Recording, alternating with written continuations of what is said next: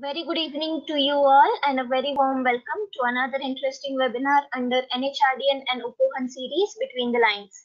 This is Sheetal Bansode, the Chapter Coordinator for National HRD Network Pune, and I am hosting today's webinar along with the support of my colleague Darpan Singh. We welcome you all today on behalf of the entire Pune chapter team. Our panelists will be happy to listen to your thoughts and answer your questions. So please share with us at time during the using the question panel. I now hand over to Dr. Neeraj Mankar to take the session forward. Thank you so much, Sheetal, and the big boss behind Not Visible, Darpan, for hosting this session here. A very good evening to all of you who have joined in, and to the great panelists here along with me. And it's a great pleasure to come here virtually, where many. It now feels like many years ago we used to meet up, at Pune University or elsewhere in order to have the between the lines that Advait and Eklavya and his team at Upuhan are so gracious to start off. It's been a great collaboration with Upuhan from the National HRD Network Pune chapter, and on behalf of President Anand Khot and Vice President Aman Rajabali and the entire team, once again a very warm welcome to Milind, Raghav, and Aashita, who should be shortly joining us, and a big thank you to Advait and Eklavya and the entire team of Upuhan. An excellent topic, and personally being an educator, very much interested in listening to what the two great analysts here and the one who will join in have to say. So without much ado, giving it over to Advait and Eklavya, and especially wanting to hear the great summary by Eklavya, like you do to the books that during the between the lines. I would certainly want to hear what you would do to the NEP. So once again, a very warm welcome to each one of you, and over to you, Eklavya and Advait. Great.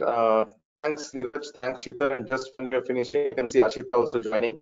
So that's great. So good evening and welcome to all of you. My name is Advait Kurlekar. Me and my colleague here, Eklavya, represent management consultants. We are a management consulting company based in Pune. And we have been organizing this program called Between the Lines for over 3 years now. Let me quickly take you through the format of what this program is. So every month we identify a book that we believe is a good book to read, is relevant, is topical, and has great insights and learnings. And depending on what the book is, what the insights are, what the topic is, we've been fortunate to always have a great panel of people, industry people, veterans from the respective fields, and I conduct the panel discussion. So Eklavya typically takes us through a summary of that book, which is without reading the book, one knows what the book is about, what you just mentioned. And then I will formally introduce our panelists today, and we will go on with the panel discussion. So about 25 to 30 minutes for Eklavya, 1 hour for the panel discussion is what that program is. Last over nearly 2 years, we've been fortunate to have the support of National HRD Network for these programs. So once again, thanks NHRDN for supporting us continuously. This, I believe, is our 43rd event, which means we've been doing this for so many months now, and that's what this is. So I hope you enjoy this program. If you have any questions, please feel free to put those in the chat box, and somebody will help me identify what questions to ask somewhere during the panel discussion. So without much taking any of the time, I would invite my colleague Eklavya to join in and take us through the summary of Shankar Iyengar's book, The Gated Kingdom. Meanwhile, he seems to have... Yeah, okay. So over to you, Eklavya. Thanks, Advait. Is my screen visible? Yeah. Yes. All right. Thank you all so much. And let's get started. So Shankar Iyer, a familiar face for some of us, hopefully. Shankar Iyer specializes in the interface of economics and politics, with 3 books to his credit now. So this is the 3rd book that we shall be reviewing, or we shall be summarizing today. It's the 3rd book that he has published. And as a political commentator, he comments on how politics impacts people, governance, and the economy. He's been a journalist for over three decades, and he has won multiple awards. And he's been at the helm of a national newspaper and a news weekly as well. So when Shankar Iyer writes or speaks something, the entire nation does sit up and take notice. And people of a certain age would probably remember his 1991 scoop on a bankrupt India pledging its gold reserves that made national headlines back in the day during that time. On to the book, The Gated Republic. So just to give you some context in terms of what the book is all about, and also in trying to understand why he had to come up with this book. So Shankar first talks about a much cited 2009 essay by economist Lant Pritchett. I hope I've got the name right, Lant Pritchett, who argued that India is not a failed or a failing state, but rather it is a flailing state. So that's the demarcation or difference that he brought about in that seminal paper which came out in 2009 and was very, very hotly debated and discussed in Indian political and economic corners. So in Pritchett's words, he said that India is a nation state in which the head, that is the elite institutions at the national level, they remain sound and functional, but the head is no longer reliably connected via nerves to its own limbs. So basically, he equated us to some kind of a headless chicken flapping its wings around. And that is something which probably hits home quite true, especially in some of the recent public policy debacles and failures that we have witnessed over the last few years. Now, in his new book, The Gated Republic, Shankar Iyer takes this argument one step further and states that the failures of India's public sector to deliver on its most essential functions has created a massive gap, which the private sector has had no choice but to fill. Now, before we go any further, I must tell you that if you've read Iyer's first book, Accidental India, then you will be forced to wonder whether this book is penned by the same author. So Accidental India was uplifting in a strange sort of way, and it was about India stumbling upon the right answers somehow. That book promised that in our own typical Indian way, we will dawdle and muddle our way to eventually find answers to the complex problems that plague our country. It's a fun read, basically, but you can't say the same about The Gated Republic. This book is an uncomfortable read. This book is not a light read in any form whatsoever. And I've been telling that to Advait the last few days that I've spent reading the book. That is not something which you want to be reading when you're down with Corona and you're isolated to your room. You just want to get out there and get somebody to listen to you and change the way things are happening in the country. So there is no underlying optimism to be found between the pages of this particular book. It is very much an in-your-face account of the systematic failures of the state and how the state has abandoned its people with the blatant public policy failures, and we now are left with no other option but to find our own answers. This is a book where the stark reality is presented relentlessly, like when one reads about a patient with a head injury getting his healthy leg amputated. So that's what you're in store for. Now, a minimalist state is all very well, but what about providing basic services such as healthcare and education? It is highly ironic that in our nation, we have far more rights as a consumer than we do as a citizen. We can yell and scream at a service provider and take him to task until he provides better service, but we have no ability to do the same with our local government bodies. And that's the question which Shankar Iyer poses for us to reflect upon. Why is this so, and how did we arrive at this stage? Now, this book examines the basic 5 issues, the big 5 issues of water, healthcare, education, electricity, and law and order. And it showcases in gut-wrenching detail how the state has let us down on each of these counts. Each of these issues comes alive with enormous amounts of diverse information, very nuanced knowledge, well-researched statistics, and anecdotes written in such a compelling manner that anyone who cares about India is likely to get furious, upset, and sad as the sorry state of affairs is dissected brutally.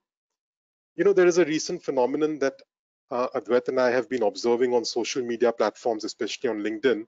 It's something called a failure resume, wherein highly successful people are proudly flaunting their failure resumes in public. So this book, it actually reads something like a failure resume of India, the country. Now, before you start defending the country and start labeling the book and the author as an act of treason, or trying to very deftly cajole Mr. Shankar Iyer that he should now go and stay in the neighboring country, perhaps the real purpose of this book is actually a patriotic service to lay bare the facts in such a way that even the most optimistic among us will not be able to argue with the sordid realities of our public services. Let's take water, for instance. We'll start with that. He talks about Bundelkhand, one of the places where the summer temperatures go above 45 degrees Celsius and there is acute water scarcity. Over there, people are actually borrowing water and they must return it within something like 24 hours or 48 hours and at twice the borrowed quantity. This kind of a parallel water economy is right now present in our towns and villages. There's a place called Mawsynram in Meghalaya, which actually took over from Cherrapunji, I think, as the wettest place on earth. And yet, residents over there are forced to ration water in winter season. In major urban centers, municipal corporations are issuing building clearances without ensuring water supply. The sale of water tankers to housing societies, according to Shankar Iyer, is among the fastest growing businesses in India right now. And India has a new ministry for water, which is ironically enough named as Jal Shakti. That means water power. The ministry was asked last year how many rural homes have access to piped water. Now, just to lend you some context, rural India has nearly 179 million households. Only 33 million households, that is barely 18% of the rural homes, are actually getting piped water supply. To lend you further context, this translates into nearly 730 million people, more than twice the population of the United States of America, are living without access to piped water. So piped drinking water for all, it just continues to remain a pipe dream, even after 73 years of independence. And let's not kid ourselves. There is a full-blown water crisis which is looming large for the country right now. Chennai and Bangalore are already competing with Cape Town as being a global and like a very tech-savvy city, but soon to be waterless cities. And India ranks 13th among 17 extremely high water risk countries. And again, just to lend you context once again, with a population larger than all the other 16 countries put together. So that is the dreary state of water affairs. Healthcare is next on Shankar's agenda, but clearly not on the government's agenda. He writes that 63% of the poor people residing in villages would prefer to be treated in private clinics despite being entitled to subsidized treatment at government hospitals. In fact, I was quite shocked to read that India's 6 lakh villages are making ends meet somehow, with only one health center for every 3 villages. And 20% of these required or requisite health centers have not even seen the light of day yet. The construction has not even begun. The natural and somewhat costly outcome of this deficit in healthcare spending is that Indians are spending as much as 64% of healthcare costs out of their own pockets. India not only does worse than its comparable set of BRICS peers in public healthcare spending, But it's also, tragically, it's quite worse off when compared to heavily indebted poor countries. And that is as per the World Bank data which Shankar cites in the book. I'll anyway talk about education in a bit more detail later, but suffice to say that millions of children are coming out of schools lacking basic rudimentary skills. Now, when it comes to electricity, the situation is equally bleak, with homes and businesses haunted by power outages, despite the superfluous claims about surplus power generation. He writes in detail about the controversial Enron project in Maharashtra, which got India's private sector electricity generation off to a bad start, and about Punjab offering free electricity to farmers in 1997, which set off a very dangerous chain reaction. And the country is, of course, paying a big price for all of these, right now, and may continue to do so for years to come. And if you talk about law and order, our country has more outsourced private security contractors than police personnel. In fact, we have the largest number of private security personnel in the world, and the number of police constables is way below the UN norms. 8 million private security people as compared to 2 million cops on the road. No wonder private security is the second largest employment sector in India. And just to make your blood boil a little more, in a police deprived state like India, for every VIP, there are 3 policemen for his or her security. The problem is that while it is true that the government has no business being in business or running commercial enterprises like airlines, but the moral obligations of government to provide basic amenities to taxpayers cannot get defined as business. The book highlights with abundant examples how private markets take over when the state fails to discharge these responsibilities. Shankar asks whether the government must raise the following questions at each step of the way. Do we need to do this? Do we need to run this? And do we really need to own this?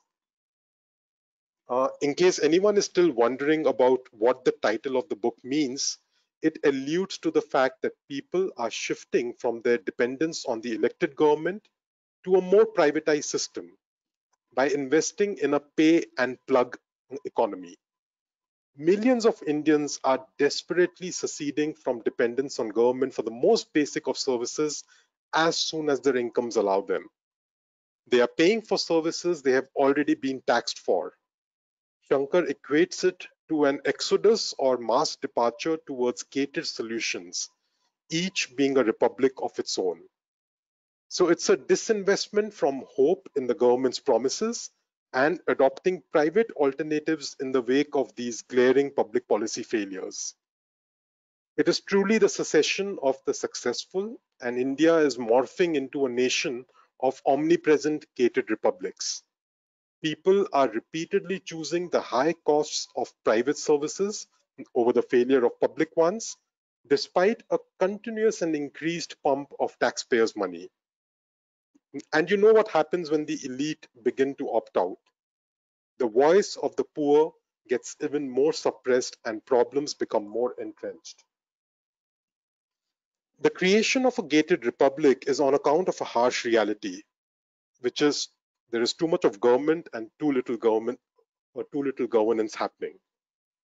Dwight Eisenhower once remarked that in governance, the urgent is never important and the important is never urgent. This can also be an accurate description of the state of public affairs in India. So how did we reach this juncture? Now, one of the more obvious reasons is funding. Yet poor allocations have not always been due to the lack of fund availability, but rather their misdirection.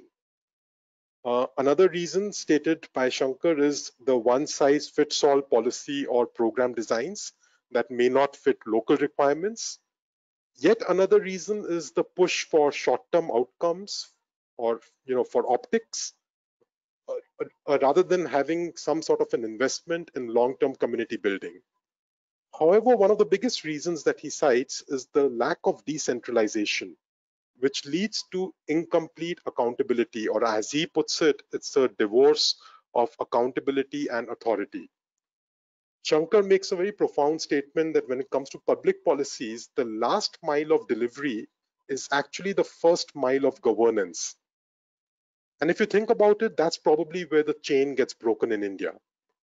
Because all other countries which rank high on delivery of these basic public services have done so by empowering the local governments.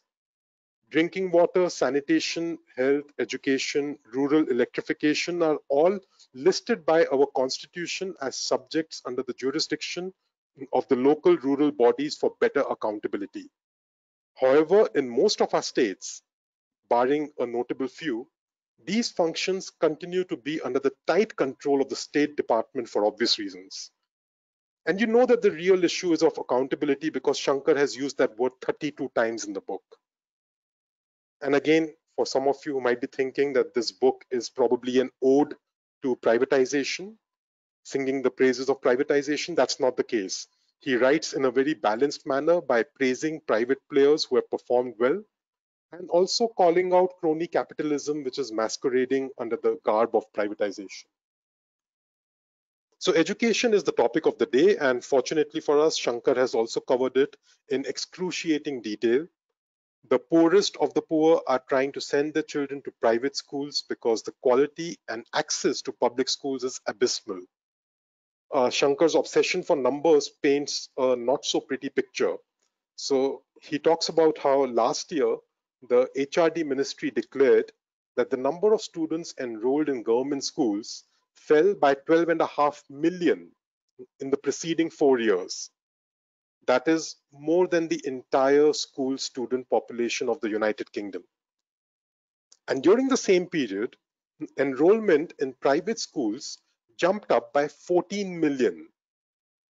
He writes about Narayan Murthy telling him how one day around 50 women who were part of housekeeping and maintenance in the Infi campus came to him with a request. They wanted him to get their children admission in English medium private schools. And they were willing to spend or part with a significant portion of their salaries on the fees. In essence, they were sacrificing their present for a better future for their children. Lack of teachers due to chronic absenteeism and vacant posts has been identified as the problem with public education, but neither the issue of absenteeism nor vacant posts gets addressed with over 11 lakh, if I get the number correct, over 11 lakh teacher posts are still lying vacant as recently as last year. More than 40% of schools don't have electricity or even a boundary wall. And instead of focusing on these pressing issues, our ministers would rather inflict more damage. This is something which I didn't know, but Shankar writes that when the anti-copying law was passed, the pass percentage came down to 14% for the class 10 exams in 1992. Enter Mulayam Singh Yadav, who abolishes the anti-copying legislation, and the pass percentage went up to over 85%. Go figure. So NEP offers hope, but let's wait before calling it a game changer. In 1966, the National Education Commission suggested that India's expenditure on education should be increased to 6% of the GDP. More than half a century later, India continues to aspire to spend 6% of GDP on education. All the things that we are now reading about in the policy document about foundational literacy, vocational training, focus on research and higher education, all these points were already part of that 1966 Commission report as well. It just goes to show that intent has never been backed by action. Shankar draws a very valid comparison when he states that India and Indonesia had similar literacy rates when this 1966 report was published. In 2020, Indonesia stands at 95% literacy rate, while we are still languishing at 75%. NEP promises change, but it is not clear in terms of how it will deliver all that it promises. The same way as we don't have sufficient teachers, even the Anganwadi centers, which form the crux of early education in NEP, they are also plagued with their own set of problems. They are severely understaffed. Most of them don't even have toilets or drinking water facilities. The state of affairs in education is truly just an imitation of the state of governance. Policies come with platitudes, implementation is nobody's business. Now, if you're looking for a prescriptive book or a bullet point presentation on solutions to fix this public services mess, you're not going to find it here. Shankar does not have the answers, and frankly, he's already done more than his fair share of service by enlightening us with the problems that we face. It's up to us to demand answers from those who are in charge, and he's just prodding us to ask the right questions. In fact, we had reached out to Shankar to join us today, but unfortunately, he's stuck in Toronto for quite some time, and the time difference did not permit him to be a part of today's discussion. However, he was kind enough to share a few thoughts with us regarding today's topic. And in particular, I've highlighted the last sentence that he's written. Democracy is not and cannot be a spectator event. I think this is as profound as anything that he's written in the book, and there cannot be a better way to end my presentation. Thank you all for listening. I urge you all to read this book. We owe it to ourselves, we owe it to our nation, to our society. We owe it to the future generation to at least be aware of the kind of problems that people encounter, but most of us just don't bother to do anything about it. My name is Eklavya Malhotra, and over to Advait for the main feature of today's session, the panel discussion.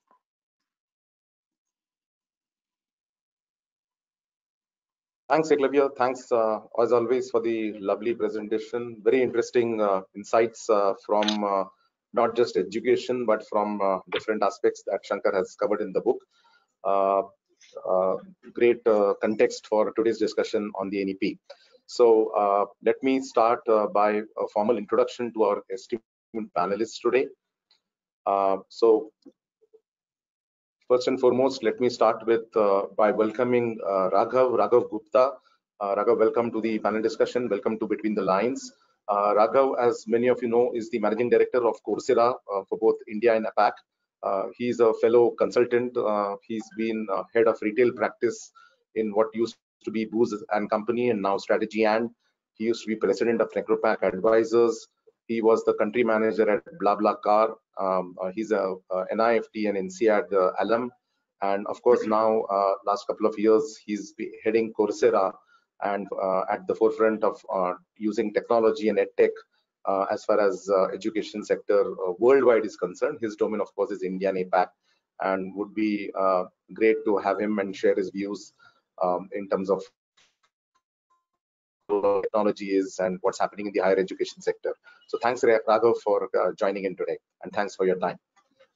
Thank you, Advait. Next up is Professor Dr. Milind Sohoni. Milind is the Deputy Director at Indian School of Business. He's the professor of tenure professor, if I should add, of operations management at ISB. He's also overseeing, I believe, the Mohali campus for the ISB. He's a COAP and a PhD from in operations research from Georgia Institute of Technology. He's been, other than full-time in ISB, he's been a visiting faculty at Kellogg's and a visiting scholar in Stern School of Business in New York. He has written several papers in the education field, in the operations field. He's worked with Delta Technologies and Bell Labs before now, last 8-9 years now, back in India as the Deputy Director at ISB. So thanks, Milind, welcome, and look forward to your views in terms of the NEP. And last but not the least, please join me in welcoming Aashita Mehra. Aashita is a fellow classmate from SP Jain Institute of Management and Research. She spent more than 2 decades in the education field. She's a in her own right. Currently, she's on the board advisor of Oberoi International School, and she's also worked with, again, a fellow consultant like me and Raghav in PwC in the beginning part of her career. So welcome, Aashita, and thanks for spending your time between the lines here. Thank you. So what I would like to start, maybe Raghav, I'll start with you because you were the first one to sort of get introduced. Just as a quick kind of thing, as an easy warm-up kind of question for you, maybe. All of us have obviously read about the new education policy, what it means, etc., etc. So from your own perspective, how would you like to bring out maybe top 2 or 3 salient features from your own as far as the NEP goes, and more importantly from the specific domain that you cover in terms of edtech and technology in education? How is it likely to impact as we move forward? Yeah, absolutely, Advait. And once again, thanks for inviting me today.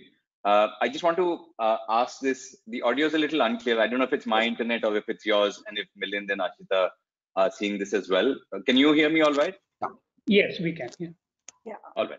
All right. No, Raghav, you're very clear, but I know what you meant. I think Advait was a little patchy in the middle. Yeah. So. Okay, so it's possibly your internet then, Advait. And I also want to add a little bit of a disclaimer. I'm not a regulatory expert, so some of my comments on NEP will sound fairly not expert-like. But I would say I've had the opportunity to have a fairly close data-driven view of what matters from a career standpoint, what matters from a working world standpoint. Coursera has millions of people who are working professionals in India, in Asia, and around the world. And then over the last 1 year, I've had the opportunity to also serve millions of students who are in colleges and universities. And so I've had a bit of a point of view on what's happening with college education and higher education in general. So with that as disclaimers, firstly, I think the fact that to me personally, the NEP came out when it did. I was in an event at Wiki Higher Education in December where the author, the chief author had presented the NEP, and it had just been kind of released to the public at that point in time as something that's going to cabinet. The fact that it came out within 5-6 months was really good for me to see. And secondly, without getting into a lot of detail to get us started, I've looked at it as having 3 broad sections, which I think have been quite helpful for me to understand. The first is around the general, broader academic institutional reforms. So the fact that there's going to be lesser number of regulatory bodies, the fact that choice-based credit systems is going to go up, the fact that top institutions like IITs and IIMs will be encouraged to expand and so on. So those are one bucket of changes which have been proposed, which I think is really helpful to see. Second, I think the way the degrees and credentials have been reimagined, I think that is interesting, and very specifically AI for X, AI for healthcare, for example, or AI for something else, for example, or the fact that you have now 3 or 4 year opportunities and so on. I think that's interesting to explore as well. And then the third is online learning becoming more mainstream. I don't think it's a panacea. I don't think it's the only solution that we need in India, but in various forms, I think it has a big role to play. And I think that's the other piece, which I think is a highlight for me. So I'll stop with that. Sure. Yeah. Sure. Great. Great. I'll come back to you on the technology part a little later. But moving on to Aashita, what's your take, especially from from the school education perspective? What would be your 2 or 3 key highlights that you have seen from this NEP? So again, I'd like to start with a disclaimer. I worked mainly with, in private schools in urban settings. So that's my context. But of course, my perspective is not limited to that. I hope I'm clear. Sure. Am I clear? Okay. All right. So that would be, my disclaimer out there. But I've always, watched what is happening in, the school space. More than out of academic interest, but we do a lot of exciting things in international schools, in urban-centric elite schools, and then I see my colleagues at other private schools or some public schools trying to achieve so much more. So for me, the first reaction was that NEP is kind of nudging everybody in the same direction that, we are hoping, all schools take. It's, more than, I mean, the regulations are there. I, agree with Raghav. That's, one part of the NEP policy. But I think for me, what excited me the most was really extending the NEP to pre-primary education, including, children age 3 upwards, looking at it from, a K to 12 perspective, because even the RTE never considered that. So there was this whole section of, kids who were out of the ambit of any school regulation. So I think that's something that, excited me. Of course, I mean, there are, other things that we've always been talking about, like, for example, not having board exams as high stakes. This is something that we've, constantly been even educating parents about, but, not so much entry-level colleges and universities about. But for us, it's always been, a topic that has been close to a lot of educators' hearts. The fact that, kids have multiple intelligences, that's kind of been addressed in the NEP. Even in previous, education policies. I mean, like, something, as simple as multidisciplinary learning in schools. This should have always been a given. So I think that's also excited me. My real concern, and when we come to that, really is on, the language policy. So, I'll stop here. Okay. Yeah, okay. I'll come back to that language part with you. Milind, coming on to you, this, it sort of stops at +3, +4, depending on, whether you want to do a 3-year or a 4-year. And what you do really comes as a postgraduate kind of thing. And that's where it talks in terms of multidisciplinary, interdisciplinary, and cross-disciplinary kind of research universities and teaching universities kind of thing. So from a business school perspective, and arguably India's top business school perspective, what do you see as impact, or how would that impact your kind of education, this NEP? I know it takes some time, but what's your view on that? Yeah, so first, thanks for having me on this panel, and great opportunity to at least talk about this. And just like my fellow panelists, the disclaimer that I am not a regulator, or I don't study policy, education policy, but it does impact particularly my life quite a bit, because I am in the profession of teaching itself, right?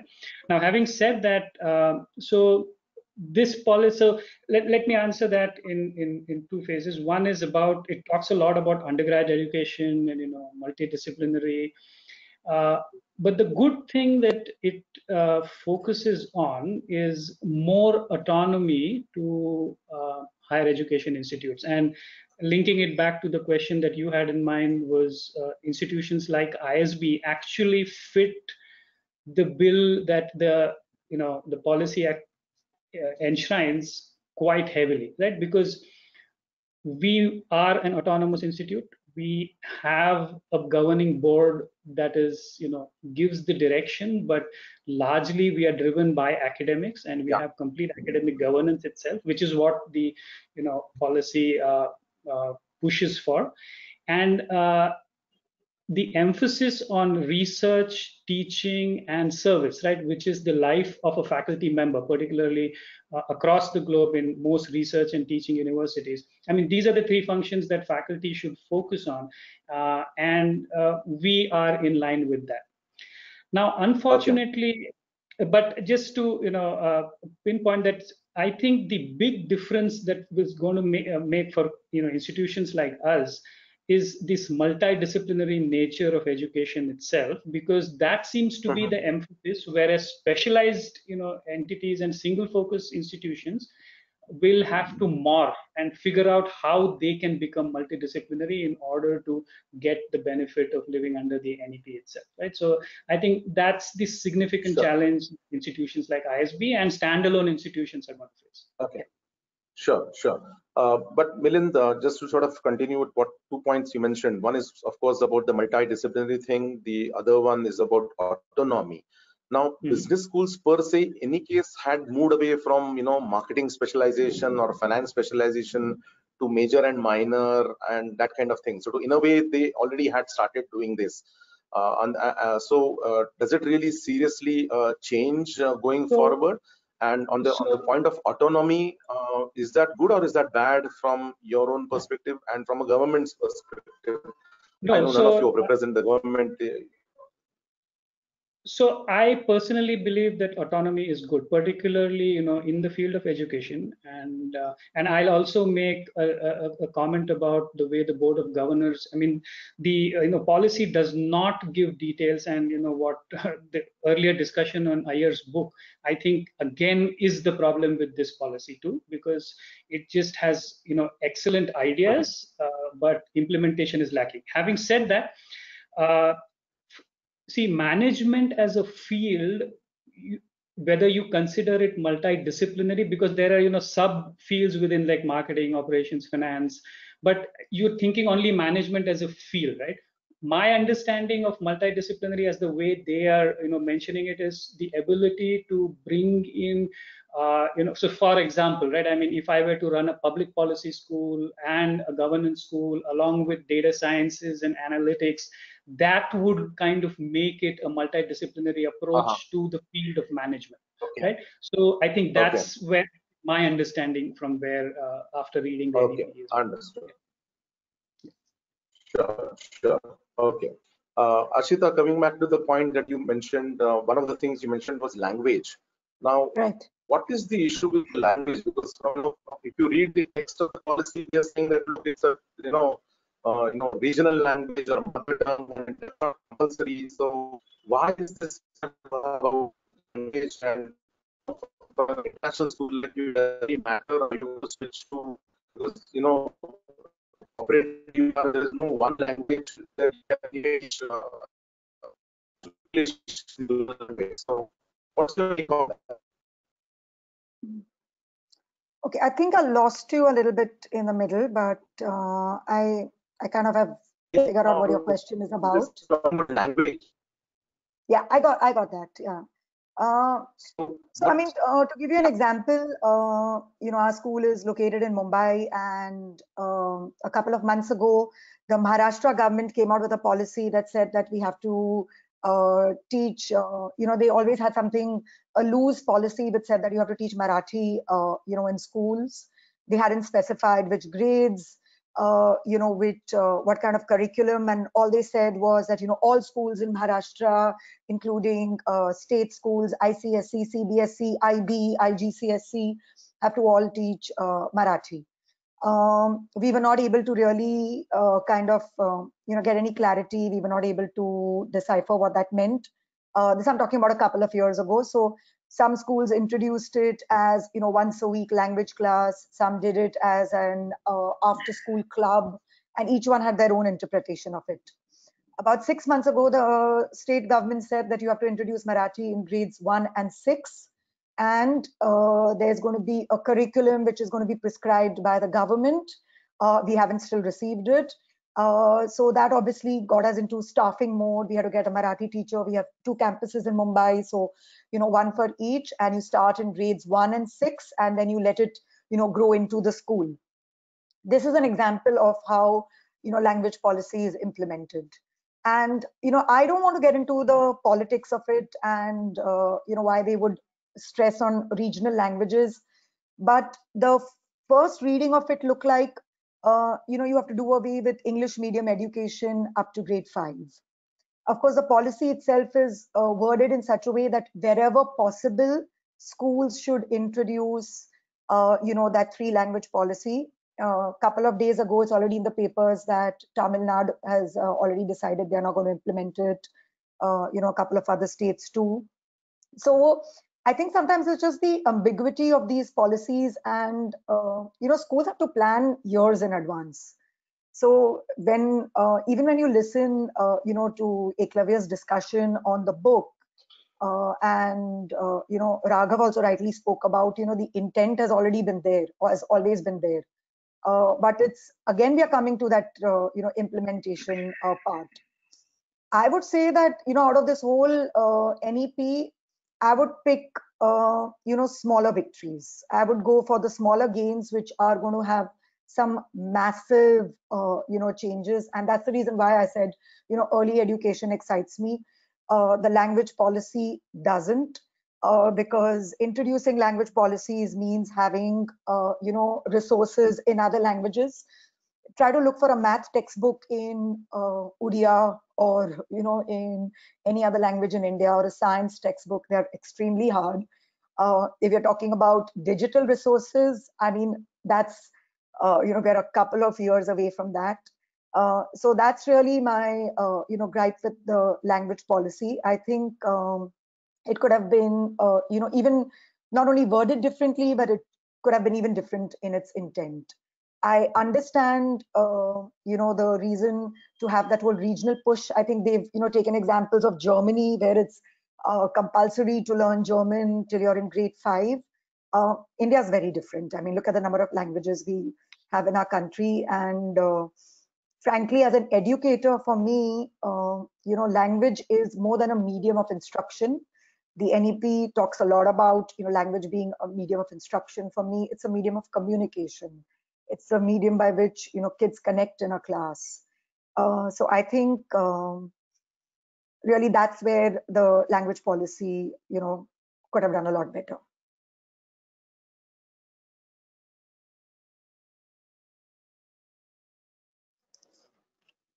Of this session now, looking at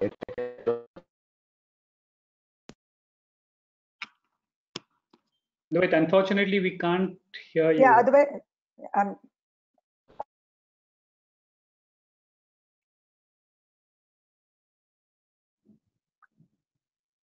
I think we might have lost him. Okay. Yeah.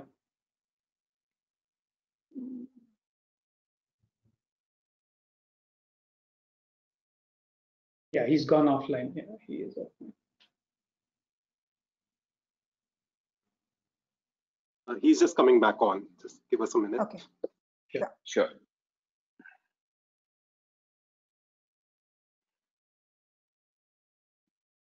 But in the meanwhile, Ekalavya, I mean, your synopsis was very nice, and I think it's applicable to this policy too, in many ways. Yeah. I was listening to him and thinking of all the points I wanted to make, and I realized that none of them hold good. Yeah, no, that's true.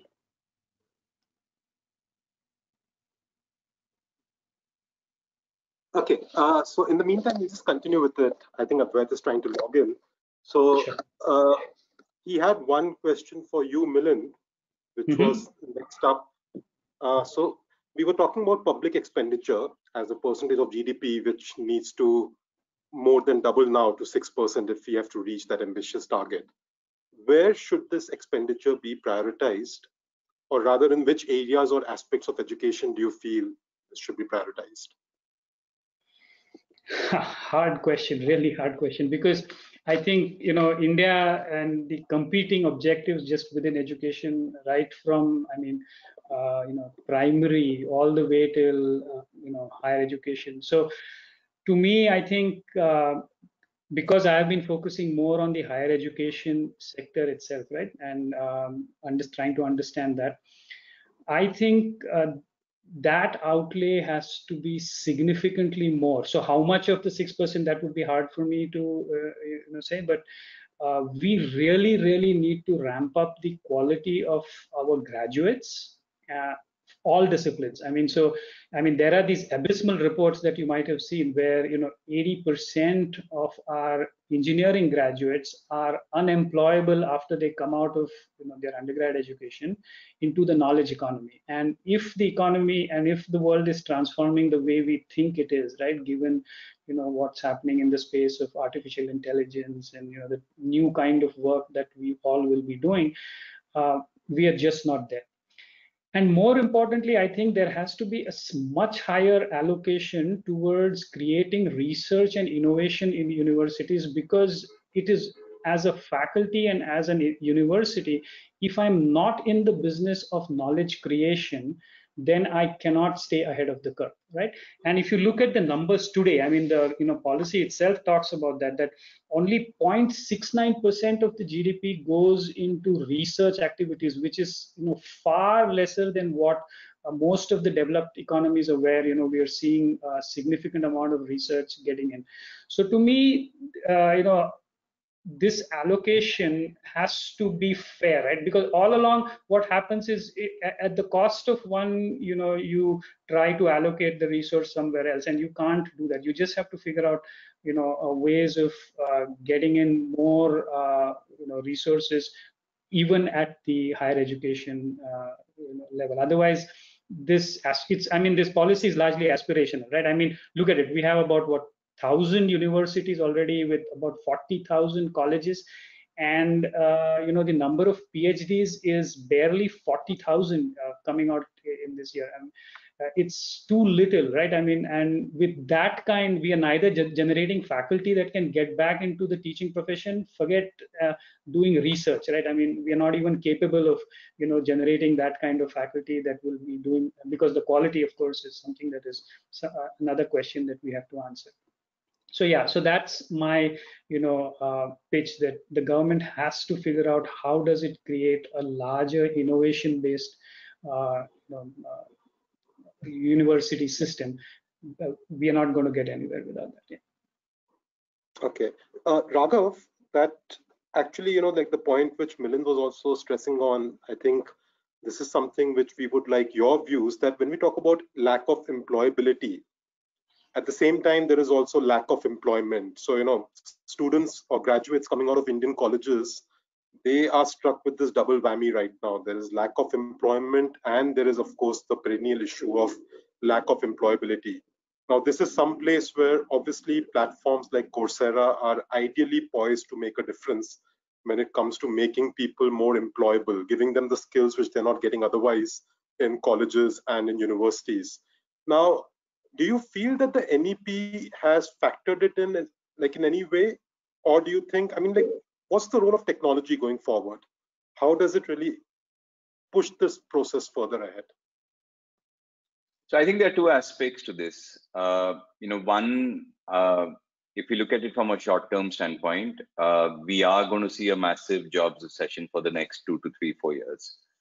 And I think what we were already seeing, which is accelerated because of COVID, is technology is definitely changing jobs, right? And there are many, many reports, whether it is a McKinsey report or the World Economic Forum, which talk about how even in a country like India, not just in more developed countries, technology is significantly changing jobs, whether this be in the manufacturing sector or in the services sector. And I think the challenges that we've had are twofold, right? One is that the average graduate has not received quality education. So just the fundamentals that they need to come to work with, which is ability to work in a team, communication skills, critical thinking, functional skills, those are not there. But the second aspect is that if you are a commerce student, and I think 1/3 of Indian higher education is students studying BCom, another 1/3 is BA and BSc and so on. And if you're somebody who's just studying a BA, BCom, BSc, and you want to work in banking, and banking is becoming digital, banking is becoming, led by fintech, banking is becoming data led, these are topics that you've never been taught. So I think the challenge is twofold. One is in the pre-COVID world, the general quality, how do we improve that? And the second challenge is in a post-COVID world where technology and data have such a massive role to play, and skills have changed very quickly. How do we kind of solve for that? So Coursera is the world's largest platform for higher education in terms of number of learners on our platform. And we do something called a Global Skills Index. So we take working professionals on our platform, and we look at what they are learning, what is the complexity of the kind of courses that they're taking. And we also look at how they're performing on the assessments that they're taking when they take a course on the Coursera platform. And this gives us a lot of data. So we benchmark as a part of this Global Skills Index. We benchmark 60 countries, and we benchmark 10 industries. And the industries which are the larger represented, industries on the Coursera platform. So technology and financial services and manufacturing and professional services and so on and so forth. And the reason I'm sharing this context is if you look at where India ranks out of 60 countries in skills like business, technology, and data science, the news is not the best. If you look at the performance across these three areas, India comes in, I think, number 35 on technology, on business skills. Number 34, I think, on business skills, number 40 on computer science skills, and number 51 on data science skills, when we compare it to the 60 countries on the Coursera platform. So I think the challenge does remain that, we need to take these 45,000 colleges, 1,000 universities, and up the general level of quality of instruction. And second, we also need to teach these new skills which COVID is bringing into the world. There's no way this can happen in a physical world. We just don't have the time, we don't have the land, we don't have the money, we don't have the faculty to be able to do this.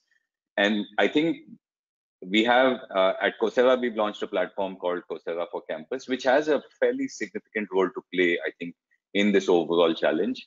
Now, the intent of Coursera for Campus is to bring content from the world's top universities, from India's top universities, and also from the world's top companies, and make that available to students. So there is content from Stanford, there is content from ISB, there is also soon going to be content from IIT Roorkee, IIM Calcutta. And if we can bring that to a student in an average college, in an average university, to complement what they're learning on their campus, and make this available at a very, very low price, something like 1,000 rupees per year or 5,000 rupees per year per student, then I think there's an opportunity to improve both the general standard as well as the standard for the future of work. Over the last 6 months, we made this particular platform, Coursera for Campus, available for free to all colleges and universities around the world and in India. As of now, about 7 lakh students have been learning on the Coursera platform for free for the last 6 months, and they've taken millions of courses on the platform. And the feedback that we're getting is, education used to be such a pain point for most students. It used to be a chore. You did it because you had to get attendance. You did it because you had to perform exams. But most of the education that has happened in the last 6 months was optional, and students have enjoyed it. They've taken 5 courses, 10 courses, 20 courses across different institutions, because the joy of education has actually started to come through. And I'm using this data point, some of these data points, just as examples to illustrate that the pace at which we can make an impact is quite significant because of technology. It is clearly not a panacea. It's not going to solve all of our problems. We do need people to interact in the physical world. We do need people to work together as humans, and teamwork and all of that stuff, social skills and so on. But I think there is a significant role that technology also has to play in everything that's changing. Sure. Sorry, I got dropped off. I'd actually like to add to what Raghav said. I mean, if you look at the NEP and it talks about getting, 3.22 crore students, back into, the school system, and to double the gross enrollment figures by 2035. It spells that out specifically. It's aspirational, but even if you were to break it down into numbers, it would mean opening 1 new university, every week, and opening, 50 new schools every week. I mean, that's what, will take to serve the aspirations of the NEP. And the only thing that can really do it is technology. You would ask an earlier question to Milind about, where will the 6% GDP go? I think a lot of it, will go into building really school infrastructure in rural areas, in semi-urban areas, just to keep kids in school. I mean, they talk about dropout numbers, and gender studies have said that many girls drop out of schools when they hit puberty, because they have no toilets to go to in school. So it's really where the spending will be. I mean, I agree with Milind that in the higher education, and post that it'll go into research, teacher training, development, But really at the grassroots level, it's just going to go into, building school infrastructure. Sure. So I agree. Aashita, I think that's a very important point. And in fact, when I worked with Teach for India, that was one of the biggest concerns. That how do you get kids, and particularly how do you get women, girls, keep them. Yeah.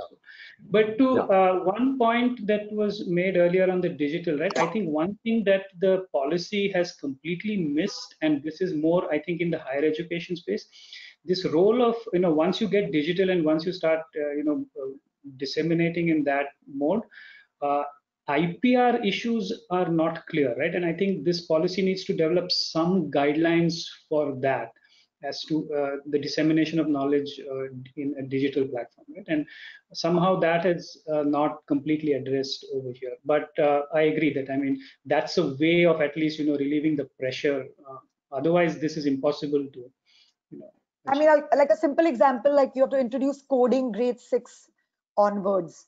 Yeah. I cannot, imagine the life. How would we train teachers to teach coding to all kids grade 6? And I mean, that's when we'll, possibly have to go to Raghav and say, now develop something for us. And I think it's important, like the education sector doesn't work in isolation. Yeah. I mean, if you're talking about, I mean, one of the biggest things has been Khan Academy. I think, train the trainer. I mean, that has been an incredible thing that Khan Academy has been able to achieve, right? I mean, at the high school and, middle school levels. Incredible. So, Aashita, there's a question from the audience that, you mentioned about coding and teachers and train the trainer was what Milind was saying. So are the school curriculums already overloaded, and will this NEP lead to more of kind of thing, thanks to, we need to do this also, we need to do that, and especially focus moving to skills now? How do you cope as a school? I mean, you're of course, well endowed and, kind of international school, but we're talking of, government schools or smaller schools, rural areas like you talked about. How do they cope with this then? So, there I would say that the NEP has made a positive step in terms of, that national curriculum framework. They are planning that PARAK, and I mean, there's so many abbreviations in the NEP. It's hard to keep track of them. But, there are a lot of positive steps. So I'm not, going to put them down at all in terms of, getting solutions to rural areas. Something that, a lot of people don't talk about is that the national curriculum framework is actually talking about bringing down content by 30%. So that's something that, should, so that really makes way for a lot of skill-based education when they talk about, 10 bagless days and vocational education and, getting kids to try on like, internships. That's really where skills come in. This is the first time where they've spoken about having centralized report cards, like, telling schools what report cards should look like, and they should be, based on holistic, development. This is all music to an educator's ear. So if we have to teach coding, we will do so. If, like I said, we had to teach Marathi, we figure out a way to teach it. But it's not something that the education system can do in isolation. It will require support from government agencies, from private agencies, such as Raghav's. There'll be a whole lot of support that will be required. My worry always is having worked with even government education officials, is that none of them know anything about education. So when they come in and, sometimes they even give us tests to run in school, they have no idea. So it's not only about, training the teachers, it's not only about training school administrators, but it's about training government, administrators who look after this education space. So training is required not just for teachers, for administrators. A whole lot of training. Okay. Raghav, I do want to add one point, if I may, Advait. And this is just anecdotal. I was mentioning earlier that in the last 6 months, there have been about 7 lakh students who've been learning for free in the higher education space on Coursera. The number one course that these students have taken out of the 4,000 courses on the Coursera platform is called Programming for Everybody in Python from University of Michigan. And I've met the professor who teaches this course, Dr. Charles Severance, and he's an amazingly engaging faculty member. He makes it a fun learning experience. And the reason I'm sharing this is, given people a choice where nobody's telling you what to study, money is not a blocker. What it's telling us is, that's what people want to learn. So I think there is something there, right? Because I think people understand, students understand, this is where the world is heading, and this is where you want to build your skills, which is a good sign. But if, at least if the students want to already learn this, then it might make, Aashita's job a little easier to some extent. You're absolutely right. In all these stakeholders, the ones who try the hardest, the ones who want it the most, are really the students. Yeah. And along with that, it might be helpful to mention the number 5 course amongst, again, the 7 lakh students is English for business communication. So just building communication skills, fundamental skills, still continues to be so important. And I think people understand that. Yeah. Raghav, somewhere you mentioned about, your partnerships with different business schools and colleges internationally as well as in India. You mentioned IIT Roorkee and other colleges. Now, a couple of questions for you here. One is two things. One is, Aashita mentioned about, the NEP now including preschool kind of thing, and that's where it starts, from year 3 rather than year 5 or year 6.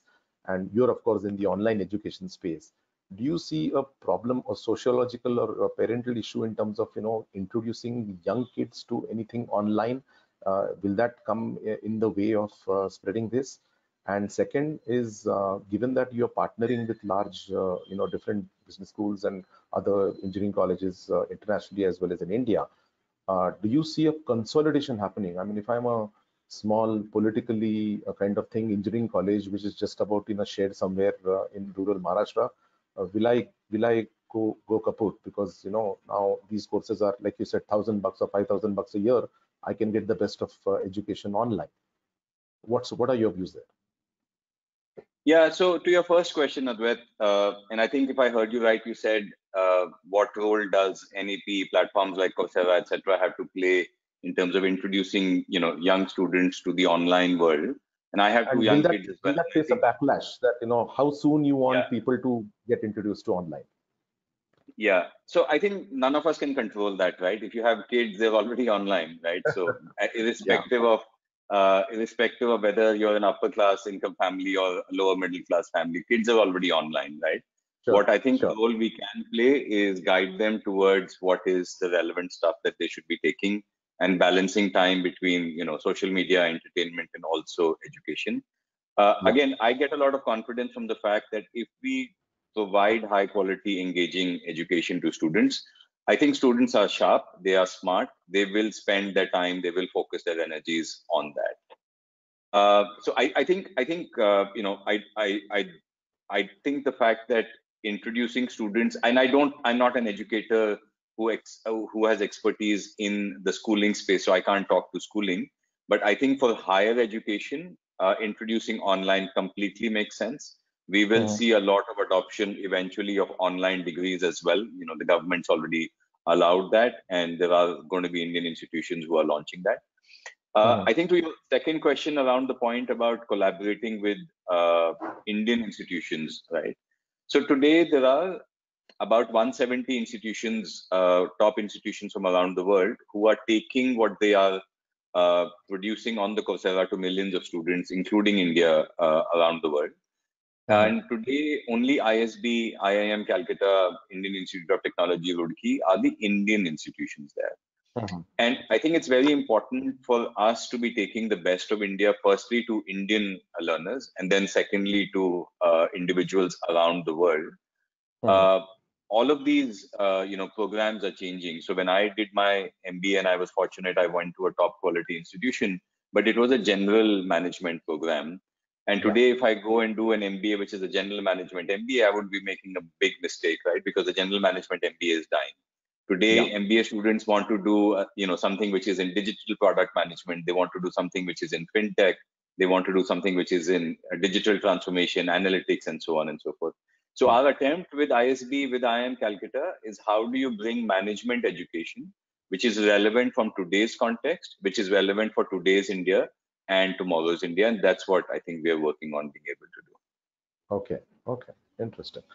Milind, there's a lot of ask from educational institutions, including higher ed educations like you, in terms of what they need to do, because there's an entire focus, like I said, shifting from skills to innovation, liberal arts, cross-stream kind of thing.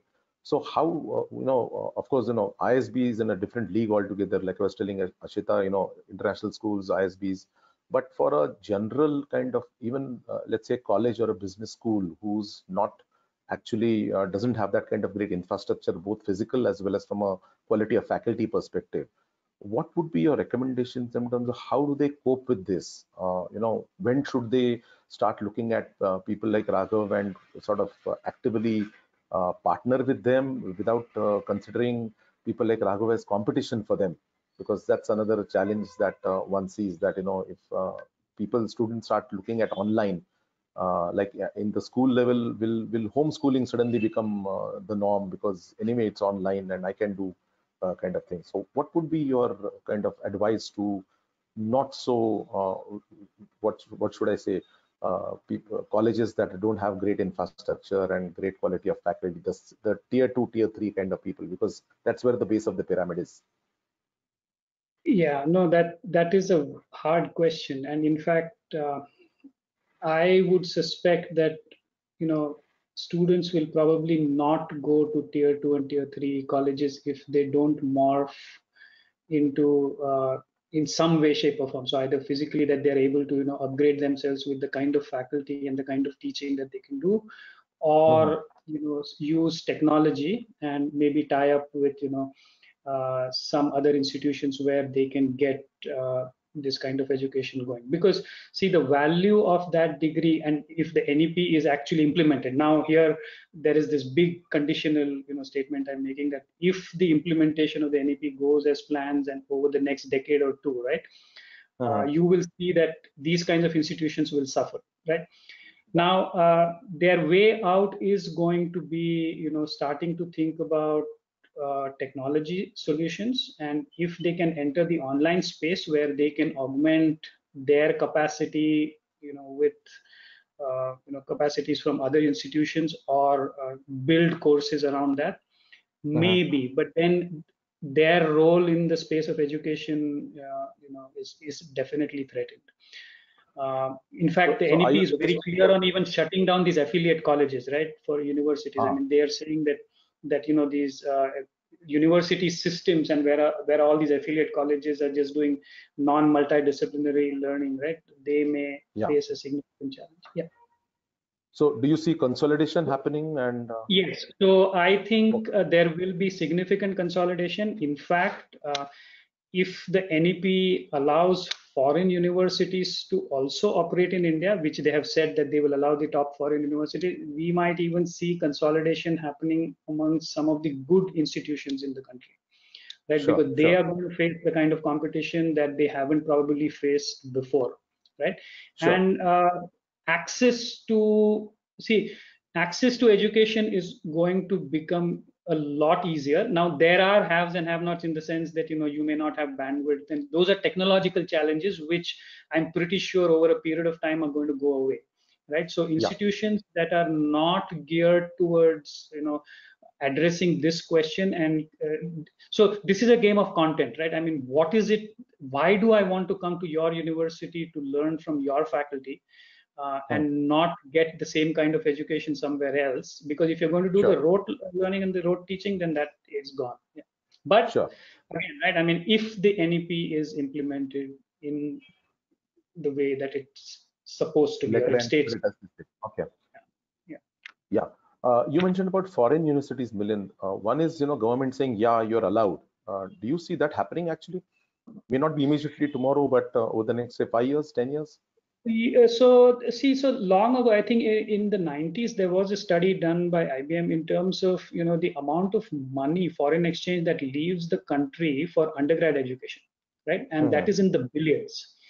So over the years, right, universities have tried to come to India, and some of the good universities, at least from the US, I know of a few that are already operating in some way, shape, or form, not necessarily giving degrees. So, the Indian market is huge for education, and there are a lot of people who can afford the kind of education, and they would be perfectly willing to pay, if they were to get that within India itself, right? And the quality if the quality can be maintained. The question is that, what restrictions and barriers the government, and will it make it, possible for them to operate in India in a seamless way, right? And also, will their faculty and their way of operating be reasonably extended? So can their faculty circulate and do this, or will they hire locally and build capacity locally? So those are questions and will they use technology or online media to deliver that kind of education? But sure. Yes, I do see a few coming in if it is made a level playing field for them to. Yeah. Sure. Raghav, If I may add, yeah, one quick point to this question as well. I think there will be an element of online degrees that may come into play here also. So on the Coursera platform today, there are 21 online degrees, again from the same universities who teach on Coursera. So University of Pennsylvania, Michigan, University of London, and so on. And these are different from your distance learning degrees, which have a connotation of low quality. Now, interestingly, today on many of these degrees, amongst the highest applicants are coming from India, and especially in master's programs. So I'm somebody who works at a tech company in Bangalore. I'm mid career, 5 to 10 years into work. I don't want to leave for 2 years to go and do a master's either at an institution in India or overseas. And I, as an individual, come and say, let me do a master's online. Now, given that this is something which has happened over the last 2-3 years, I think many foreign universities may say, should we look at a physical campus, given the challenges of a physical campus in India, or should we just go full out and look at online degrees, and what's the play there? And I think that may be something that we may be a question as well. And there are evolving models, just to add that there are evolving models where the outside the classroom experience can also be replicated. So while they may do the education part online, but they may contract with different entities to start giving the outside the classroom experience too. So yeah. Sure. But Raghav, you don't see a quality or a difference in perception that if I do a degree in campus somewhere in a university in US versus doing it online, will my will my potential employers look at it differently? Do you see that? So there's always been, there's always been that difference so far, Advait. But I think we are going through this period of such rapid change right now that what will higher education look like in 1 year from now, I don't think many of us fully appreciate that. So if it happens that, 4 technology companies say that we've hired X thousand people who did an online degree, the perception of an online degree will change completely very, very quickly. Also, keep in mind that the audience for a standard on-campus degree and an online degree currently are different. So today on the Coursera platform, what we see is students who come to the online degree are many who are coming for masters, lesser for undergrad. And second, many of these are people who work for 5 to 10 years and don't want to leave a job for 2 years to go and get further higher education. So I'm saying 2 things. I'm acknowledging that today the perception is different, but in 1 year, how much it will change, none of us know that. But second, I think the purpose an online degree is serving is it is expanding the number of individuals who come and get a degree compared to what it was earlier. So you're seeing more and more ex-ed kind of thing happening rather than full-time people leaving their jobs and taking a post-graduation, more of like executive education happens where you can do both. Yeah, and these aren't just executive education degrees. These are, what would be a regular master's. It's just that instead of being fully on campus, you're spending 30 hours a week possibly, and you're doing a regular master's program. Sure. Sorry, go ahead. No, I just wanted to add, because that's an interesting to see. So in fact, with online and the hybrid learning formats, right, and the flexi formats, right, this whole NEP allows for this credit banking and credit exchange, right? See, you can now you can do that very, I mean, easily, because if you have an audience that is, not necessarily ready to commit a fixed amount of time, but wants to do it over a period of time, mixing online and in class, universities can work that way, and actually people can do a flexi education format, right? And it also, what's also happening in the higher education space is that in order to keep relevance, I mean, some universities are actually tying up with corporates, right? So to build on what was said earlier, was that it's also that corporates say that if you did this course from this university, you're already well trained to kind of come into my organization, and you can hit the ground running. So you're seeing it, especially in the professional education space. Sure. Aashita, coming to you. That's actually the point I was trying to make as well, that, the two questions that you asked, one to Milind and one to Raghav, will it be attractive for foreign universities to come to India? In fact, the new 4-year model makes it even more attractive, for them, the fact that there is that shift towards multidisciplinary and not specialization, because that's really how universities are set up overseas. And the fact that, you have that flexible model, 1 year of a diploma, 2 years of an advanced diploma, 3 years gives you a bachelor's, 4 years gives you a master's, makes it really a case for blended learning. It could be, you could have stuff, in classrooms. I mean, they're talking about having the 4th year as a research year. And that's really where, we can come up with creative solutions. You could have 3 years at a university in person, and the 4th year could be, online, especially the research based. In fact, I think, there's a lot of flexibility over there, which is built into the NEP for innovations in, higher ed. And I mean, I know my son did, a course over the summer at Coursera. It was one of those IBM certified courses in, data science. And I have to say, he was, absolutely thrilled with the experience. He was, I think, what we don't realize, what works for a lot of kids is modular learning rather than subject learning. And, in education, we've been talking about this for a long time, even in school education, about, stopping this, thinking about just subjects. But I think if you are really looking at, transdisciplinary, multidisciplinary, it'll have to be a combination of both, in person and digital. One, we're running out of time. So one last question to you, Aashita, slightly sensitive topic because of this online education in schools. And, we have gone through this and a lot of complaints also. That you're not going to ask me about tuition fees. No. I'm going to ask you about the role of parents, because of this online education. Suddenly now parents are getting a peep into the quality of education the kids are going through. What has been your experience, and do you see that as a big danger for teachers and schools like you? Because suddenly, the kid, the parent is sitting next to, because both parents, even if they are working right now, or many of them are work from home, and they are peeping into, what's happening, and they have their own views in terms of whether the teacher is good, bad, or ugly. What's been your view? I would have said, don't get me started, but I will answer this question.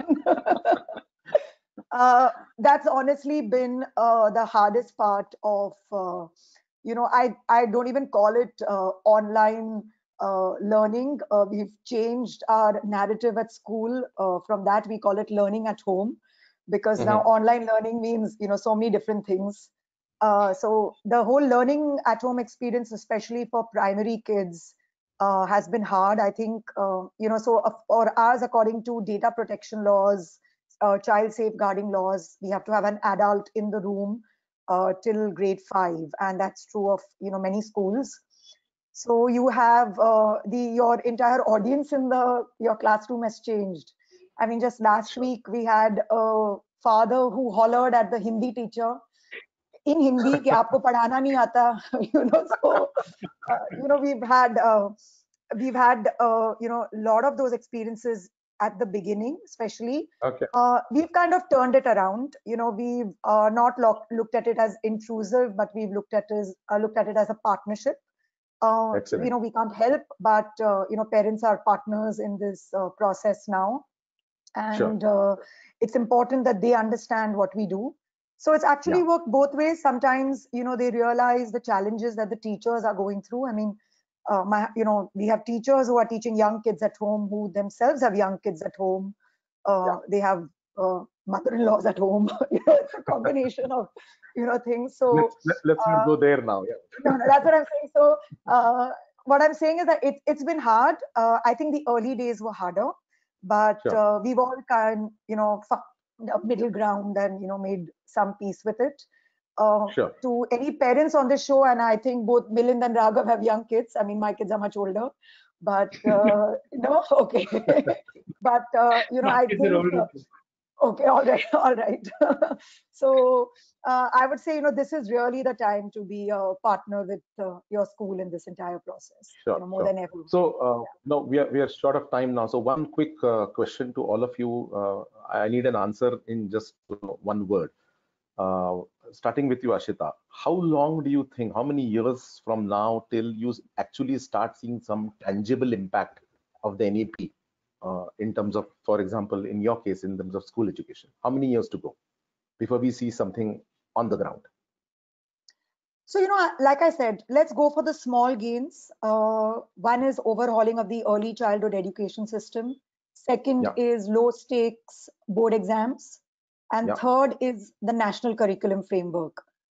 All of them don't take the kind of money and budgets that we think they do. This is stuff that you can get into action quickly.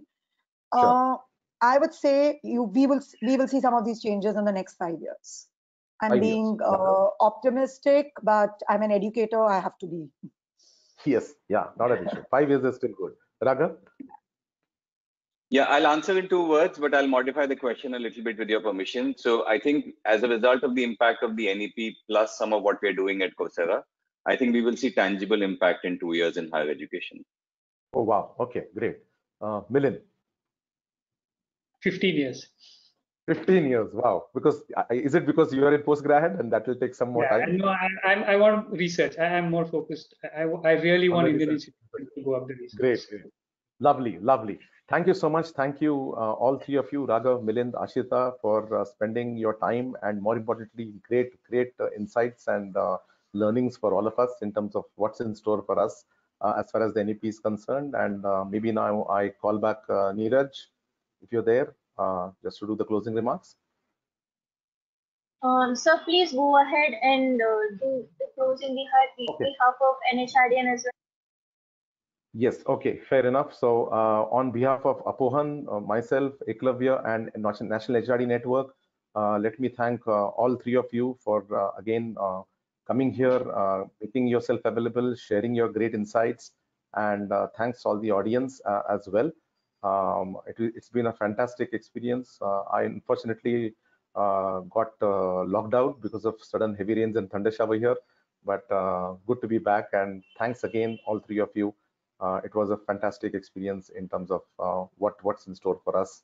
All of us have kids who are in different stages of education, and that will continue. And it's a great learning for all of us. Thanks, Milind. Thanks, Raghav. Thanks, Aashita. And thank you, audience. And our next program is scheduled on 16th of October. It is going to be on a topic called pivoting your careers and pivoting in business. And we'll once again, we'll hopefully have a great panel again next month. Thank you again, and take care. Stay safe. Thank you. Thank you. Thank you. Thanks, Bye-bye. Thanks, Milind. Thanks, Raghav. Thank you. Thanks, Raghav. Thanks, Aashita. Yeah. Thank you. Bye-bye.